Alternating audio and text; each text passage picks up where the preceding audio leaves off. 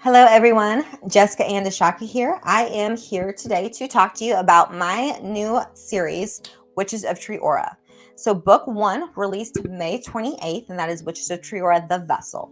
So, I'm here to just jump on and talk to you about a little bit of the process, what you can expect from this series moving forward, and what went into the creation of Witches of Triora. So, about 4 years ago, I had this dream about witches, and I love sci-fi fantasy. If you've listened to any of my interviews or podcasts, things of that nature, you're going to know that I was a huge Star Wars fan. That was the beginning of it all. And the funny thing was that I never wanted to be a Jedi. I always was fascinated with the dark side. And my theme or my reasoning was when I was a child was because I didn't understand why somebody would have that much power, why they would have that many rules attached to that power. So here was my twisted little, 8-year-old mind trying to process through.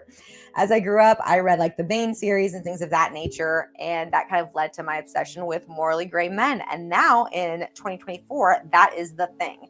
Morally gray men are the cup of tea. So moving forward with Witches of Triora, I actually had a dream about it back in 2020.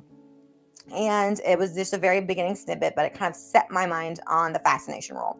And like I said, I've always been fascinated with things of, the fantasy world or something that was more, I guess you could say, unrealistic at times.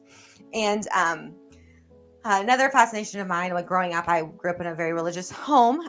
So I was raised Christian, non-denominational, and something that always fascinated me was Revelations, the book of Revelations. So when God was coming back and all of that nature, the mark of the beast, the cage, the time that we were going to stay here on earth in order to help others be saved, things of that nature. So when I began the vessel, it was actually right after I got signed with my publishing house, and so I was already on my way to releasing the Dark Throne series. Book one was launching on April 2nd. I had a million things to do, but this nagging need to write out this story kept going and eating at me. And the universe must have heard my need because I am a teacher. And so what happened was that week in January that this need began to fester inside of me, we had like 5 snow days back to back. And so I had like a whole, between all the snow days, on and off, things of that nature, I had about 2 weeks that I just dove into this project and I could not stop. And so I wanted to kind of create something new and something that hadn't been done before. I was raised on, Charmed, love Charmed, things of that nature.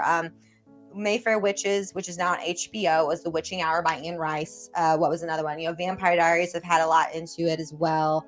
Angel, Buffy, things of that nature really fascinated me that always had witches, but nothing had ever been done in a different kind of melding, I would say, melting pot.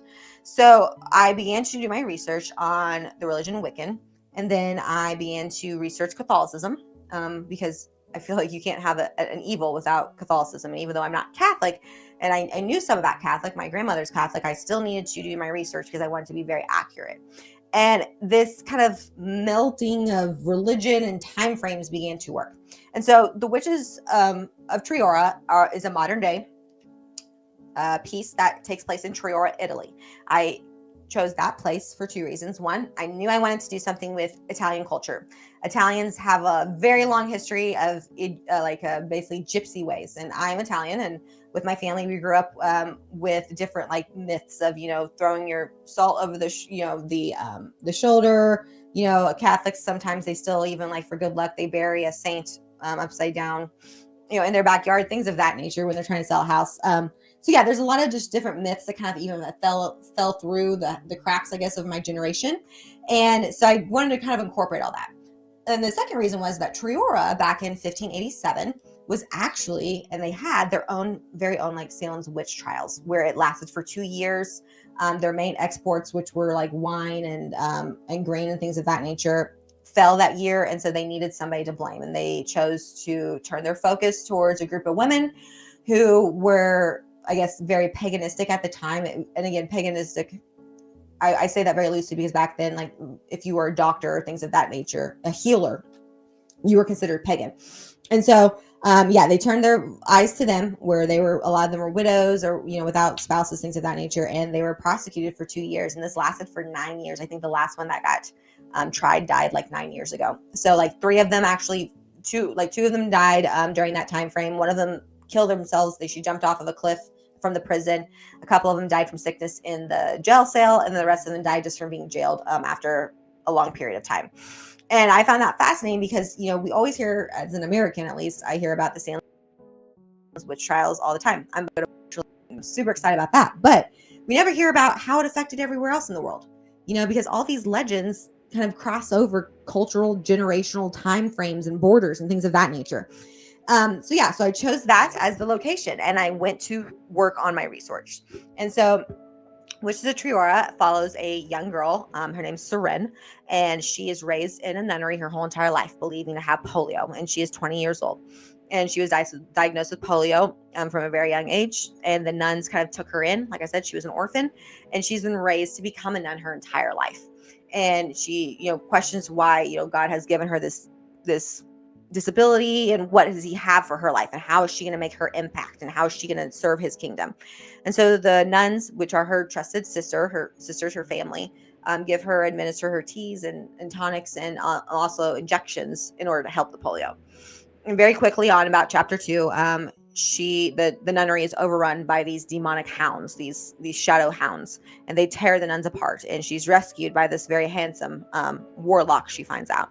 And he brings her to Triora, where she then discovers that she is actually from a long line of very powerful witches. And her nonna, who is Lucia del Salvo, is actually the elder of the coven Solio. So you're going to see and meet her entire family. You're going to meet her grandmother. Like I said, she is a BA.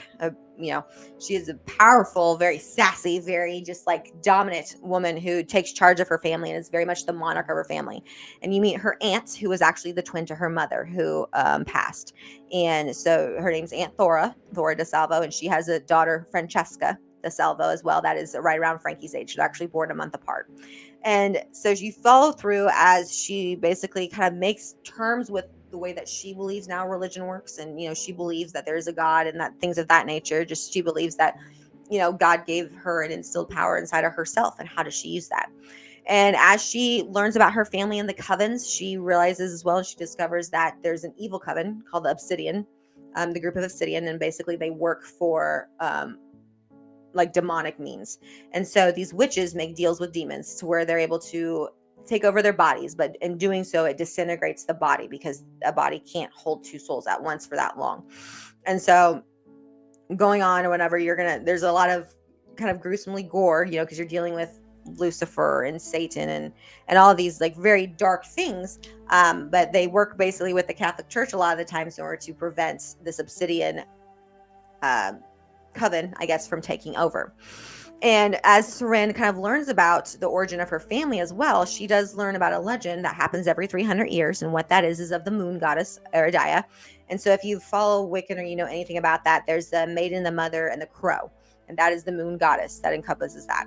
And so what I've done is I've taken that lore and I've transformed it. And so for this story, what I've done is that Eridia, I made her a real person, and she was the original. They attest her to the moon goddess. But she was the original, and she basically, between her and her mate Cyrus, who is the horned god, through their love, magic was created and born and given to a group of people. And she wanted to go off and live her life with her mate Cyrus, because there is a mating bonds in this book. But she didn't want to leave her coven behind. And so she made basically this magical cycle that happens every 300 years, to where the moon goddess herself and her power is bestowed in one of that generation, and through that vessel the covens are basically repowered and kind of brought up to like an enlightenment or a renaissance period each time.